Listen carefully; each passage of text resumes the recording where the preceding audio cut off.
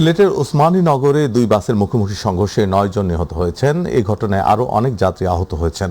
সকালে ঢাকা সিলেট মহাসড়কের ওসমানীনগর উপজেলার কাশিকাপুন এলাকায় এ দুর্ঘটনা ঘটে। পুলিশ জানায়, ঢাকাগামী ইউনিক পরিবহনের একটি বাসের সঙ্গে সিলেটগামী বেঙ্গল স্লিপার কোচের মুখোমুখি সংঘর্ষ হয়। এতে ইউনিক পরিবহনের বাসটি সড়কের পাশের খাদে পড়ে যায়।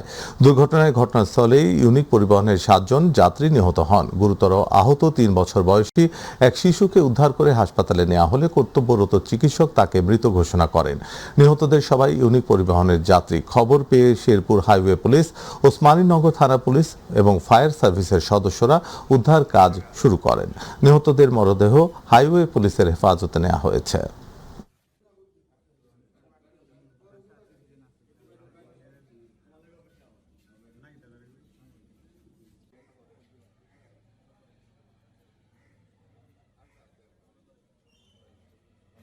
হাসপাতালে আমরা এক বাচ্চাটা আমরা পাইছি ব্রট ইন ডেড বলি, মানে মৃত অবস্থায় আমরা রিসিভ করেছি। আর একজন পেশেন্ট ক্যাজুয়ালিটিতে চিকিৎসাধীন অবস্থায়, তার সিরিয়াস হেড ইনজুরি ছিল, আমরা বলি জিসিএস কোড, মানে আমরা ওই মানে তার ক্রিটিক্যাল কন্ডিশন বোঝার জন্য তার মানে চিকিৎসারত অবস্থাতে একজন মারা গেছে।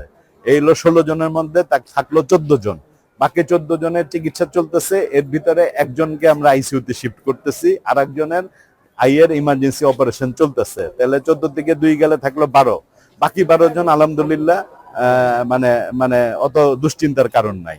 এখন হইলো আপনারা জানেন যে এই বেড সমস্যা, আমি বলছি যারা এরকম অ্যাক্সিডেন্ট নিয়ে আসছে, সুযোগ বেড খালি হইলেই ওনাদেরকে, অনেক কেউ বেডে আছে, কেউ আবার বেডের নিচে আছে, ওনাদেরকে আমরা তত তাড়াতাড়ি পারি বেডে উপরে নিয়ে আসবো, অন্তত যাতে একটু ইয়া হয়। আর ক্যাজুয়ালিটিতে যারা আছে তাদেরকে আজকে ছেড়ে দিতে পারবো। তাদের মানে বগুড়া নওগাঁ মহাসড়কের এরুলিয়ার সিল্কি বান্ধা এলাকায় বাস চাপায় 6 জন নিহত হয়েছেন। এছাড়া আহত হয়েছেন আরও 18 জন। তাৎক্ষণিকভাবে হতাহতদের পরিচয় পাওয়া যায়নি। আজ ভোর 5:30টার দিকে এই দুর্ঘটনা ঘটে। আহতদের উদ্ধার করে বগুড়ার শহীদ জিয়াউর রহমান মেডিকেল কলেজ হাসপাতালে ভর্তি করা হয়েছে। পুলিশ জানান, আজ ভোরে বগুড়া নওগাঁ মহাসড়কের এরুলিয়া সিল্কি বান্ধা এলাকায় ঢাকা থেকে নওগাঁগামী যাত্রীবাহী একটি বাস নিয়ন্ত্রণ হারিয়ে রাস্তার ডান পাশের একটি বৈদ্যুতিক পিলারে আঘাত করে। একই সময় সেখানে কাজের সন্ধানে অনেক শ্রমিক অপেক্ষা করছিলেন। বাসটি শ্রমিকদের চাপা দিলে ঘটনাস্থলে 3 জন নিহত হন। এছাড়া কমপক্ষে 18 জন আহত হন। এই দুর্ঘটনায় বাসের সামনের অংশ দুমড়ে মুচড়ে যায়। পুলিশ আরও জানায়, স্থানীয়দের সহযোগিতায় আহতদের উদ্ধার করে বগুড়ার শহীদ জিয়াউর রহমান মেডিকেল কলেজ হাসপাতালে ভর্তি করা হয়েছে। সেখানে চিকিৎসাধীন অবস্থায় আরও 3 জন মারা গেছেন। আহতদের মধ্যে কয়েকজনের অবস্থা আশঙ্কাজনক বলে জানিয়েছেন চিকিৎসকরা। ময়মনসিংহের গফরগাঁও স্টেশনের পয়েন্ট সেকশনে দেওয়ানগঞ্জ থেকে ছেড়ে আসা ঢাকাগামী জামালপুর কমিউটার ট্রেনের 4টি বগি লাইনচ্যুত হয়েছে। এতে ঢাকা ময়মনসিংহ রেলপথে ট্রেন চলাচল বন্ধ হয়ে গেছে। শুক্রবার সকাল 9:30টার দিকে এই ঘটনা ঘটে। যাত্রা বিরতির লক্ষ্যে স্টেশনে প্রবেশের প্রাক্কালে তুলনামূলক ট্রেনের গতি কম থাকায় এতে কেউ হতাহত হয়নি। দুর্ঘটনার পর ব্রহ্মপুত্র এক্সপ্রেস, তিস্তা এক্সপ্রেস, মহুয়া কমিউটার সহ বেশ কয়েকটি ট্রেন বিভিন্ন স্টেশনে আটকা পড়ায় যাত্রীদের দুর্ভোগ পোহাতে হচ্ছে। ময়মনসিংহ স্টেশনের স্টেশন সুপার আব্দুল্লাহ আল হারুন জানান, খবর পেয়ে রিলিফ কল করা হয়েছে। কেওয়াটখালী লোকোশেড থেকে রেলওয়ের উদ্ধার কর্মীরা ঘটনাস্থলের উদ্দেশ্যে রওনা দিয়েছে। যত দ্রুত সম্ভব লাইনচ্যুত বগিগুলোকে উদ্ধার করে ট্রেন চলাচল স্বাভাবিক করার চেষ্টা করা হবে বলে জানান তিনি। নারায়ণগঞ্জে গ্যাসের লিকেজ থেকে সৃষ্ট অগ্নিকাণ্ডে একই পরিবারের 3 সদস্য গুরুতর দগ্ধ হয়েছেন। দগ্ধরা হলেন বাবা মাইদুল, মা বিউটি এবং তাদের ছেলে মারুফ। তারা সবাই নারায়ণগঞ্জ সদর এলাকার বাসিন্দা। তবে সদরের কোনো এলাকায় ঘটনাটি ঘটেছে তা এখনও নিশ্চিত হওয়া যায়নি। দগ্ধদের উদ্ধার করে রাজধানীর জাতীয় বার্ন অ্যান্ড প্লাস্টিক সার্জারি ইনস্টিটিউটে ভর্তি করা হয়েছে।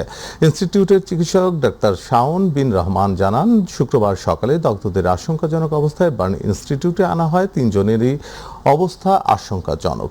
তাদের মধ্যে মাইদুলের শরীরে 85%, বিউটির 80% এবং মারুফের 90% দগ্ধ হয়েছে। বর্তমানে তারা নিবিড় পর্যবেক্ষণে চিকিৎসাধীন রয়েছেন। আইনমন্ত্রী ও সংসদ বিষয়ক মন্ত্রী মোহাম্মদ আসাদুজ্জামান বলেছেন, শেখ হাসিনা বলেছেন তিনি ডিসেম্বরে দেশে ফিরে আসবেন। সরকারও চায় উনি ডিসেম্বরে দেশে ফিরে গণহত্যার দায় নিয়ে কারাগারে যাক। আইনি পথ ধরে হাঁটুক। আইনের ক্ষমতা অনেক দীর্ঘ, আইন তার নিজস্ব গতিতেই চলবে। শুক্রবার ঝিনাইদহের শৈলকুপা উপজেলা পরিষদ অডিটোরিয়ামে আয়োজিত আগামী শৈলকুপা শীর্ষক মত বিনিময় সভা ও প্রয়াত বরেণ্য শিল্পী মুস্তাফা মনোয়ারের স্মরণ সভায় প্রধান অতিথির বক্তব্যে মন্ত্রী এসব কথা বলেন। মন্ত্রী বলেন, শেখ হাসিনা সম্পর্কে একটাই কথা, কথা। কেউ অস্বীকার করতে পারি না যে উনি বাংলাদেশকে খুন করেননি, আমরা অস্বীকার করতে পারি না যে উনি খুন গুম গণহত্যার সঙ্গে জড়িত ছিলেন না। সেই সব সত্যের মুখোমুখি যদি তিনি হতে চান তাহলে অবশ্যই তিনি আসবেন। সেই বিচার বিভাগে এখনো অনেক সমস্যা আছে। আপনার কাছে সমস্যা একরকম, আমার কাছে সমস্যা আর একরকম।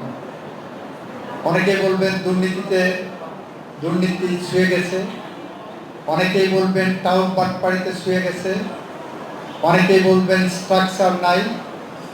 আর আমার কাছে বিচার বিভাগের সবচেয়ে বড় সংকট হলো মানবিক মূল্যবোধ সম্পন্ন বিচারকের।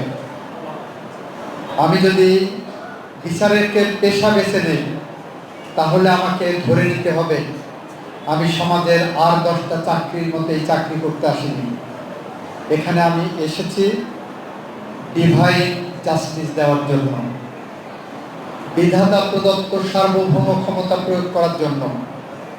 সেই ধারণা নিয়ে যদি যেদিন বিচারকরা ওই চেয়ারে বসবেন সেই দিন একটি স্বচ্ছ, স্বাধীন, নিরপেক্ষ এবং ন্যায় বিচারপূর্ণ বিচার ব্যবস্থা বাংলাদেশে প্রতিষ্ঠিত হবে বলে আমি বিশ্বাস করি। উনি বলছেন উনি ডিসেম্বরে আসবেন, আমিও বিশ্বাস করতে চাই উনি ডিসেম্বরে এসে কারাগারে যান, আইনি পথ ধরে হাঁটুক। আইনের পথ ধরে হাঁটলে আমরা একটা কথা বারবার বলি, অনেক ক্ষমতা মানুষের, কিন্তু আইনের ক্ষমতা তার থেকেও দীর্ঘ। আইন তার দীর্ঘ ক্ষমতা প্রয়োগ। বিগত দিনে সঠিক ভূমিকা পালন করতে ব্যর্থ হওয়ায় সংবাদ মাধ্যম জনআস্থা অর্জন করতে পারেনি বলে মন্তব্য করে এই খাতের পুনর্বিন্যাসের বিকল্প নেই বলে মন্তব্য করেন গণমাধ্যম ব্যক্তিরা। আর সেজন্য সরকারের সহযোগিতাও চান তারা। জবাবে তথ্যমন্ত্রী জানিয়েছেন একটি টেকসই ভিত্তির উপরে সংবাদ মাধ্যমকে প্রতিষ্ঠা করে সুসংহত গণতন্ত্র প্রতিষ্ঠা করতে চায় সরকার। রাজধানীতে এডিটর কাউন্সিলের আলোচনা সভায় তারা এই সহযোগিতা চান। অসহিষ্ণু হলে গণতন্ত্র টেকসই হবে না, তাই সবাইকে ধৈর্য ধরার পরামর্শ দিয়ে 5 মাসের সরকারকে ব্যর্থ বলা যায় না বলে মন্তব্য করেছেন অনুষ্ঠানের প্রধান অতিথি স্থানীয় সরকার মন্ত্রী মির্জা ফখরুল ইসলাম আলমগীর। রাজধানীতে টেকসই গণতন্ত্রে গণমাধ্যমের ভূমিকা শীর্ষক আলোচনা সভার আয়োজন করে ন্যাশনাল এডিটর কাউন্সিল। এখন আবার টেকসই গণতন্ত্রের পাশাপাশি উদার গণতন্ত্রের কথাও বলা হচ্ছে। ক্ষমতাকে প্রশ্ন করবার কারণে অনেক সাংবাদিককে নির্যাতনের শিকার হতে হয়েছে, চাকরিচ্যুতির মুখোমুখি হতে হয়েছে। আলোচনায় অংশ নিয়ে টেলিভিশনের সম্পাদক এবং গণমাধ্যম ব্যক্তিত্বরা তুলে ধরেন সংবাদ মাধ্যমের নানাবিধ সংকটের কথা। বিভিন্ন ক্ষেত্রের মতো সংবাদ মাধ্যমও এখনো ফ্যাসিবাদী চিন্তা চেতনা থেকে বের হতে পারেনি মন্তব্য করে এই মাধ্যমের পুনর্বিন্যাসের উপর জোর দেন বক্তারা। এখানে গণমাধ্যমের কিন্তু সেই ফ্যাসিবাদ আমলের যে মানসিকতা, তার আগের যে মানসিকতা, সেটা কিন্তু এখনো অব্যাহত আছে। আরো সামনে আরো বেটার জায়গায় যেতে চাই, কিন্তু সেই বেটার জায়গায় যাওয়ার জন্য আমাদের যেই কাজগুলো করা দরকার সেই কাজগুলো আমাদের নিজস্ব করা, আমরা টেলিভিশন স্টেশনগুলো সেভাবে কি রিফর্ম করছি কিনা সেটাও দেখা উচিত। উদ্যোক্তা প্রতিষ্ঠান এবং সাংবাদিক কলাকুশলী সহ সংশ্লিষ্টদের স্বার্থ সংরক্ষণের মাধ্যমে সংবাদ মাধ্যমকে জনসম্পৃক্ত ও একটি টেকসই শিল্পে রূপ দিতে সরকার প্রচেষ্টা চালাচ্ছে বলে জানান তথ্যমন্ত্রী জহিরুদ্দিন স্বপন। মালিক পক্ষ গণমাধ্যমকে তার অন্যান্য সমস্ত বৈধ বা অবৈধ ব্যবসার বার্গেনিং এর হাতিয়ার হিসেবে ব্যবহার করতে চাইবেন, কেউ কেউ করতেই পারেন, কারণ কোনো তো রেগুলেশন নাই। তার ট্যাক্স ফাঁকি দেওয়ার কাজেও কিন্তু তখন মিডিয়া লাগে এবং তার অন্যান্য সমস্ত অবৈধতা গোপন রাখার জন্য কিন্তু তখন মিডিয়া লাগে। সরকারকে ভয় দেখানো, আবার সরকারেরও যদি জনগণের গ্রহণযোগ্যতা না থাকে, ভোট ছাড়া থাকতে হয়, তাহলে তাকে আবার এই ধরনের অসৎ মালিকদের সঙ্গে আঘাত করতে হবে। এবং এভাবেই কিন্তু একটা সিন্ডিকেট তৈরি হয়ে যাচ্ছে গণমাধ্যমের ক্ষেত্রে। ফলে আপনারা যারা সাংবাদিক, সংবাদপত্র জগতের সবচেয়ে বড় অংশীদার, কিন্তু আপনারা কিন্তু এই জগৎ টিকিয়ে রাখার উৎসের দায়িত্বে আপনারা নাই। এই কথাটা শুনতে একটু খারাপ শোনাতে পারে, বাস্তবে এখানে কিন্তু সরকার, মালিক পক্ষ আর বিজ্ঞাপনদাতা। ফলে এই জায়গাটাতে যদি আমরা স্ট্রাকচার ঠিক করে ফেলতে পারি, তখন এর সবচেয়ে চূড়ান্ত ফলাফলটা পাবেন। আপনারা যেটা আকাঙ্ক্ষা করেন সেটাই কিন্তু আপনারা পাবেন। আমি আপনাদেরকে শুধু এইটুকু বলতে চাই যে এই মুহূর্ত পর্যন্ত আমি সরকারের পক্ষ থেকে, মাননীয় প্রধানমন্ত্রীর পক্ষ থেকে আস্থা নিয়ে বলতে চাই যে আমরা খুব দ্রুত এরকম একটি টেকসই এবং গতিশীল, দায়িত্বশীল, সর্বোচ্চ স্বাধীনতা ভোগকারী গণমাধ্যম প্রতিষ্ঠা করতে দৃঢ় প্রতিজ্ঞ। অনুষ্ঠানের প্রধান অতিথির বক্তব্যে বিএনপি মহাসচিব কথা বলেন সাম্প্রতি বিরোধী দলের আন্দোলন ও নেতাদের বক্তব্য নিয়ে। গণতন্ত্রকে টেকসই করতে চাই, আমার প্রথম কথা হচ্ছে সেই গণতন্ত্রকে টেকসই করার জন্য এটাকে আমাকে চর্চা করতে হবে। আমরা যারা গণতন্ত্রের জন্য কাজ করছি, গণতন্ত্রের জন্য লড়াই করছি, সংগ্রাম করছি, 3 মাস 4 মাস গেল না, আমরা এখন রাস্তায় নেমে গেছি। রাস্তায় নেমে আমরা বলছি যে সরকার ব্যর্থ, এই মুহূর্তে পদত্যাগ করতে হবে। আমরা বলছি যে 5 বছর যেতে দেবো না, একদম ফ্যাসিস্ট ভাষায়, আওয়ামী লীগের ভাষায় কথা বলা হচ্ছে, হাসিনা ভাষায়, যে 5 বছর যেতে দেবো না, আগেই শেষ করে দেবো। তো এই ভাষাগুলো তো গণতন্ত্রের ভাষা না। আপনি পার্লামেন্টে আসেন, পার্লামেন্টের কথাগুলো বলেন, বলা হয়েছে পার্লামেন্টের কথা, আপনার জুলাই সনদ নিয়ে কথা আছে, গণভোট নিয়ে কথা আছে, এগুলো পার্লামেন্টেই সমাধান করা যায়। বিগত সরকারের আমদানি নির্ভরতার কারণেই গ্যাস সংকট সৃষ্টি হয়েছে বলেও জানান স্থানীয় সরকার ও পল্লী উন্নয়ন মন্ত্রী মির্জা ফখরুল ইসলাম আলমগীর। যে বিএনপি সবসময় আপনার একটা ধ্বংসস্তূপ পায়, উত্তরাধিকার সূত্রে যখন আসে তখন একটা ধ্বংসস্তূপ। আপনারা দেখেন গ্যাসের সংকট হচ্ছে, গ্যাসের সংকট কি বিএনপি তৈরি করেছে? লাস্ট গভর্নমেন্ট একটা এক্সপ্লোরেশন করে নাই, একটা আপনার এক্সপ্লোরেশনের দিকে যায় নাই, এবং যে সিস্টেম তৈরি করেছিল যে ইম্পোর্ট ছাড়া আর কোনো কিছু করা যাবে না। মাহবুব সৈকত, মাই টিভি, ঢাকা। বাংলাদেশ জামাতে ইসলামীর আমির ও জাতীয় সংসদের বিরোধী দলীয় নেতা ডাক্তার শফিকুর রহমান বলেছেন, গণমাধ্যম কখনো স্বাধীন ছিল না, সরকারগুলো গণমাধ্যমকে তাবেদার বানিয়ে রেখেছিল।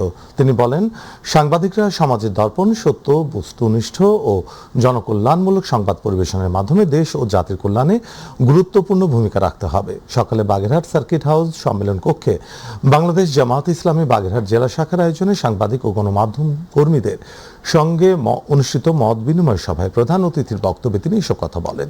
এ সময় তিনি তেল, গ্যাস ও সরকারের পদক্ষেপের সমালোচনা করেন।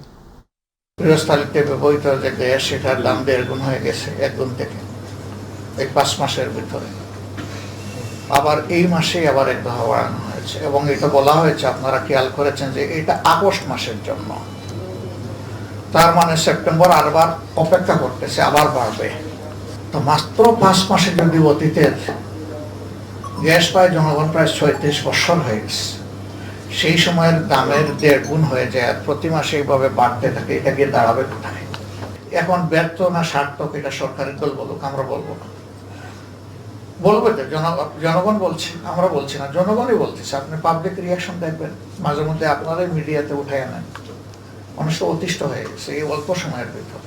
স্বরাষ্ট্রমন্ত্রী সালাউদ্দিন আহমেদ বলেছেন, দেশের শীর্ষ মাদক কারবারিদের তালিকা তৈরি করা হবে, সেই সাথে মাদক চোরা কারবারি, মাদক বিক্রেতা সহ মূল হোতাদের তালিকা প্রস্তুত করে তার উপর ভিত্তি করে পরবর্তী কার্যক্রম গ্রহণ করা হবে। বৃহস্পতিবার রাতে কক্সবাজারের হিল টাউন সার্কিট হাউসে জেলা প্রশাসন আয়োজিত মাদক প্রতিরোধ বিষয়ক সভা শেষে তিনি সাংবাদিকদের এ কথা বলেন। স্বরাষ্ট্রমন্ত্রী বলেন, মাদক চোরা চালানের রুটগুলোতে ক্যাম্প স্থাপন করার ব্যবস্থা নেওয়া হচ্ছে, সেই সাথে সড়ক পথ ছাড়াও নদী পথে কিংবা সমুদ্র পথে মাদকের চোরা চালান নৌবাহিনী ও কোস্টগার্ডের টহল জোরদার করা হবে। এই সভায় কক্সবাজার 4 আসনের সংসদ সদস্য শাহজাহান চৌধুরী, সংরক্ষিত আসনের সংসদ সদস্য শামীম আরা স্বপ্না, কক্সবাজার 2 আসনের সংসদ সদস্য আলমগীর মোহাম্মদ মাহফুজুল্লাহ ফরিদ সহ সরকারের ঊর্ধ্বতন কর্মকর্তা ও বিভিন্ন বাহিনীর কর্মকর্তারা উপস্থিত ছিলেন।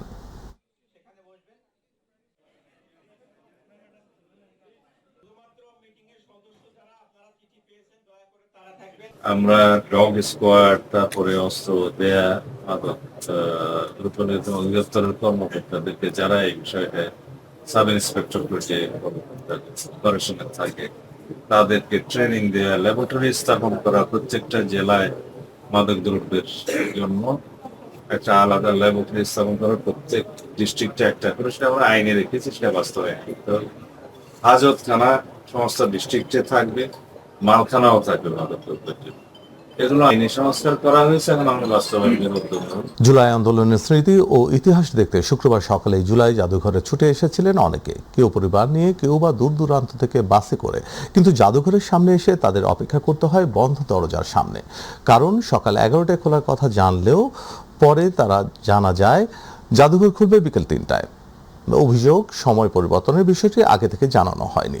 এতে ক্ষোভ আর হতাশা প্রকাশ করেছেন দর্শনার্থীরা। এ নিয়ে আরো জানাচ্ছেন সাদিয়া হক মৌ। সাপ্তাহিক ছুটির দিন শুক্রবার পরিবার নিয়ে ঘুরতে বের হওয়ার পরিকল্পনা করেই জুলাই জাদুঘরে এসেছিলেন অনেকে, কিন্তু জাদুঘরের সামনে এসে যেন সব হিসাব পাল্টে গেল।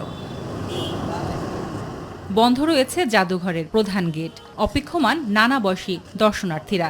ক্ষোভ আর হতাশায় চলছে ফিরে যাওয়ার প্রস্তুতি। অনেক দর্শনার্থী বলছেন জাদুঘরের নির্ধারিত সময় বেলা 11টায়। এমন তথ্য জেনেই তারা শুক্রবার সকালে রওনা দেন, কিন্তু এসে দেখতে পান শুক্রবার গেট খোলা হবে বেলা 3টায়। এসে দেখি যে না, হঠাৎ একটা নেম প্লেট লাগাই দিয়েছে যে আজকে বেলা 3টা থেকে। অবশ্যই অনেক ভোগান্তি, বাচ্চা কাচ্চা নিয়ে আসছি, অনেক ভোগান্তি। আমি সাভার থেকে খুব সকালে আসা, খুবই ভোগান্তির কারণ হয়েছে।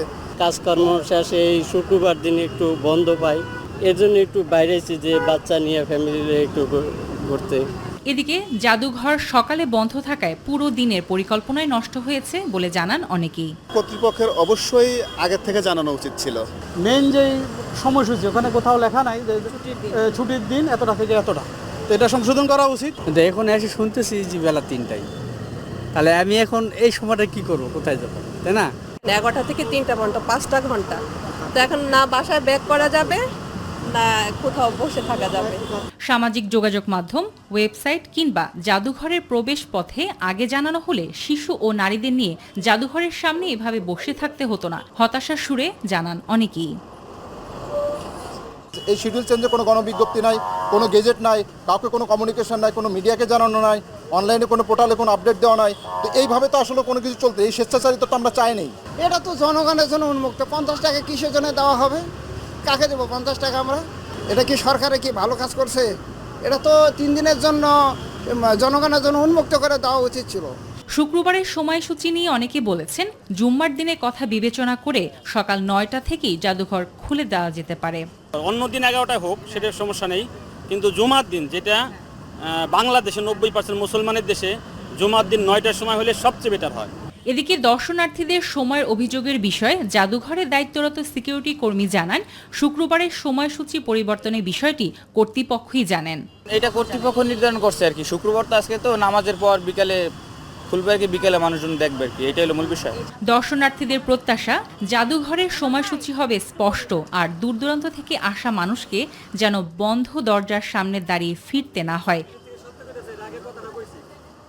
সাদিয়া হক মৌ, মাই টিভি, ঢাকা। গত কয়েকদিনের টানা বৃষ্টির কারণে বাজার কিছুটা ঊর্ধ্বমুখী, আর তাই এর প্রভাব পড়েছে রাজধানীর অন্যতম বৃহৎ পাইকারি ও খুচরা বাজার কারওয়ান বাজারে। তবে গত সপ্তাহের তুলনায় কমেছে কাঁচামরিচ সহ তরকারির দাম। তবে ক্রেতাদের নাগালের বাইরে গরম মশলা ও পোলাওয়ের চালের দাম। আরো জানাচ্ছেন জাহিদ আহমেদ বাবু। কয়েকদিনের টানা বৃষ্টির প্রভাবে রাজধানীর অন্যতম বৃহৎ পাইকারি বাজার কারওয়ান বাজারে নিত্যপণ্যের দাম কিছুটা ঊর্ধ্বমুখী। বাজারে পর্যাপ্ত সরবরাহ থাকলেও বেশিরভাগ খাদ্যপণ্য আগের তুলনায় বেশি দামে কিনছেন ক্রেতারা। গত সপ্তাহ থেকে এই সপ্তাহে বেগুনের দামটা বাড়তি, বেগুনের দাম 160 টাকা, আর টমেটোর দামটা 120 টাকা, গাজরের দাম আগের মতোই, পটলের দাম 60 টাকা, পটলটাও একটু বাড়ছে, বেগুন হয়েছে 160 টাকা, বেগুনের দামটা বাড়তি। বর্ষার সিজন তো, যার কারণে বৃষ্টি বাজারে চারিদিকে বন্যা টন্যা, যার কারণে ফসল আদি অনেক নষ্ট হয়ে গেছে, তো যার কারণে তরকারির দাম একটু বেশি। তবে স্বস্তির খবর হলো গত সপ্তাহের তুলনায় কাঁচামরিচের দাম কমেছে কেজি প্রতি 100 থেকে 150 টাকা। এদিকে কাঁচা বাজারে কিছুটা স্বস্তি ফিরলেও দিনকে দিন বেড়েই চলেছে গরম মশলার দাম। এতে সাধারণ মানুষের মধ্যে বিরাজ করছে এক ধরনের হতাশা ও ক্ষোভ। তুলনামূলক একটু মশলার দাম বেশি। আমি কিছু মশলা কিনছি, কিন্তু জিরার দামটাও একটু বেশি, এলাইচের দামটাও বেশি, কিন্তু কি করব, বাধ্য হয়ে নিতে হয়েছে সংসারের জন্য। আমার কাছে ওই যে ডালের দামটা একটু বেশি মনে হয়েছে, ডাল 180 টাকা বল। অভিযোগ কি যে দাম বাড়তেছে, কেন বাড়তেছে কেউ তো বলতে পারে না, কয় সিন্ডিকেট। তো সেই সিন্ডিকেট কে দমন করবে? আপনারা প্রচার করেন আপনারা, তারপরে দেখা যায় সেই একই জিনিস। কে সরকার, কে কি, আমরা তো কিছুই বুঝি না। শুধু তাই নয়, দ্বিগুণ বেড়েছে পোলাও চালের দামও। তাদের ভাষ্য, একবার কোনো পণ্যের দাম বাড়লে তা সহজে আর কমে না। প্যাকেট পোলাও চালটা 230 টাকা, দাম বেশি। রাইস ব্যান তেল ছিল 1100 টাকা, এখন 1250-1300। দাম বেশি সর্ষের তেল, 1 লিটার সর্ষের তেল ছিল 230-40 টাকা, এখন 280 টাকা। সোয়াবিন তেল, ভাতের চাল, চিনি, ডাল, এগুলো সর্ব ভালো দাম স্থিতিশীল আছে। 1 সপ্তাহ আগে 2 সপ্তাহ আগে যে দাম ছিল এখন ওই দামই আছে। আর তাই বাজারে স্থিতিশীলতা ফিরিয়ে আনতে কার্যকর তদারকির দাবি জানান ক্রেতারা। জাহিদ আহমেদ বাবু, মাই টিভি, ঢাকা। ফেনী শহর দিন দিন বাড়ছে যানজটের ভোগান্তি। যত তত পার্কিং, ফুটপাত দখল করে হকারদের দোকান, সড়কে ভ্যান গাড়ির ব্যবসা এবং অবৈধ সিএনজি স্ট্যান্ডে ব্যাহত হচ্ছে স্বাভাবিক যান চলাচল। ফেনী শহরের যানজটের কারণ ও সমাধানের উদ্যোগ নিয়ে প্রতিনিধি আমিন চৌধুরীর পাঠানো তথ্য ও চিত্রে বিস্তারিত জানাচ্ছেন জুবাইর রহমান। ফেনী শহরের প্রধান সড়কগুলোতে এখন প্রতিদিনই দেখা মিলছে দীর্ঘ যানজটের। ফুটপাত দখল করে বসেছে হকারদের অস্থায়ী দোকান, আবার সড়কের ওপর রাখা হচ্ছে গাড়ি। এতে পথচারী ও যানবাহন চলাচলে তৈরি হচ্ছে ভোগান্তি। মৌসুমি ফল, নিত্য প্রয়োজনীয় পণ্য ও বিভিন্ন সামগ্রী বিক্রির জন্য ভ্যান গাড়ি নিয়ে সড়কে বসে পড়ার ঘটনাও বেড়েছে। পাশাপাশি বিভিন্ন গুরুত্বপূর্ণ স্থানে গড়ে উঠেছে অবৈধ সিএনজি অটোরিকশা স্ট্যান্ড। যানজট দেখা দেয়, এটার নেপথ্যের কারণ হচ্ছে আসলে অপরিকল্পিত ভবন নির্মাণ এবং মার্কেট নির্মাণ। বড় বড় ভবনগুলোর কোনো পার্কিং ব্যবস্থা নাই, যেগুলো আছে সেগুলো তার অন্যত্র ভাড়া দিয়ে ফেলে। ভ্যান গাড়িতে করে মাল বিক্রি, অবৈধভাবে ফুটপাত দখল করে রাখা একটি দুর্ভোগের শহরে পরিণত করছে। যানজটের আরেকটি কারণ হিসেবে দেখা গেছে বহুতল ভবনের পার্কিং ব্যবস্থার অনিয়ম। অনেক ভবনের বেজমেন্টে পার্কিংয়ের জায়গায় ব্যবহার হচ্ছে দোকান, হোটেল ও গোডাউন হিসেবে। পার্কিং সংক্রান্ত যে জায়গা আছে ওই জায়গাগুলো এরা বিভিন্ন হোটেল, মাল্টি যে সবগুলি আছে এগুলি দিয়ে বসে আছে, ফলে যানজট দিন দিন বাড়ার একটা প্রবণতা আমরা দেখতেছি। এদিকে অবৈধ দখল উচ্ছেদে কয়েক দফা অভিযান চালানো হলেও স্থায়ী সমাধান হয়নি। ফেনী পৌরসভা জানিয়েছে বিভিন্ন মার্কেটের পার্কিং ব্যবস্থা চালুর উদ্যোগ নেওয়া হয়েছে। এরই মধ্যে 7টি মার্কেটে 22টি দোকানের লাইসেন্স বাতিল করা হয়েছে। আমাদের প্রকৌশল বিভাগের কাছে আমরা তালিকা চেয়েছি, ওনাদের থেকে তালিকা পেলে আমরা আরো যে সমস্ত স্থাপনা কিংবা ভবন রয়েছে, বেসমেন্ট যাদের খালি নাই ভাড়া দিয়েছে, সেগুলোর আমরা পর্যায়ক্রমে লাইসেন্স বাতিল করব। ফেনী শহরের ব্যস্ত সড়কগুলোতে যানজট এখন প্রতিদিনের চিত্র। নগরবাসীর দাবি, নিয়মিত তদারকি ও কার্যকর ব্যবস্থা নেওয়া হলে কমতে পারে এই ভোগান্তি। Zubair Rahman, My TV news. মেহেরপুরের গাংনী সীমান্তে নারী পুরুষ সহ 5 জনকে পুষিনের চেষ্টা করে ভারতীয় সীমান্তরক্ষী বাহিনী বিএসএফ 7 আগস্ট শুক্রবার ভোর 4টায় ধলা সীমান্ত দিয়ে তাদের পুষিনের চেষ্টা করলে বিজিবির প্রতিরোধে ব্যর্থ হয়েছে। কুষ্টিয়া ব্যাটালিয়ন 47 বিজিবি অধিনায়ক লেফটেন্যান্ট কর্নেল রাশেদ কামাল রনি জানান, ধলা বিওপির দায়িত্বপূর্ণ এলাকার সীমান্ত পিলার 135-এর 4S থেকে আনুমানিক 150 গজ ভারতের অভ্যন্তরে ধলা মাঠ নামক স্থান দিয়ে প্রতিপক্ষ 11 ব্যাটালিয়ন বিএসএফ এর বুড়িপোতা ক্যাম্পের সদস্যরা অজ্ঞাত পরিচয়ের 4 জন পুরুষ ও 1 জন মহিলাকে অবৈধভাবে বাংলাদেশে পুষিনের চেষ্টা করে। বিজিবির প্রতিরোধের ফলে পুষিনের চেষ্টা ব্যর্থ হয়। ধলা বিজিবি ক্যাম্পের কমান্ডার নায়েক সুবেদার নিজাম উদ্দিন শিকদার জানান, তারা সীমান্তে অবস্থান করছেন, কোনোভাবেই অবৈধ পুষিন করতে দেওয়া হবে না। বর্তমানে সীমান্তে বিজিবি সতর্ক অবস্থানে রয়েছে।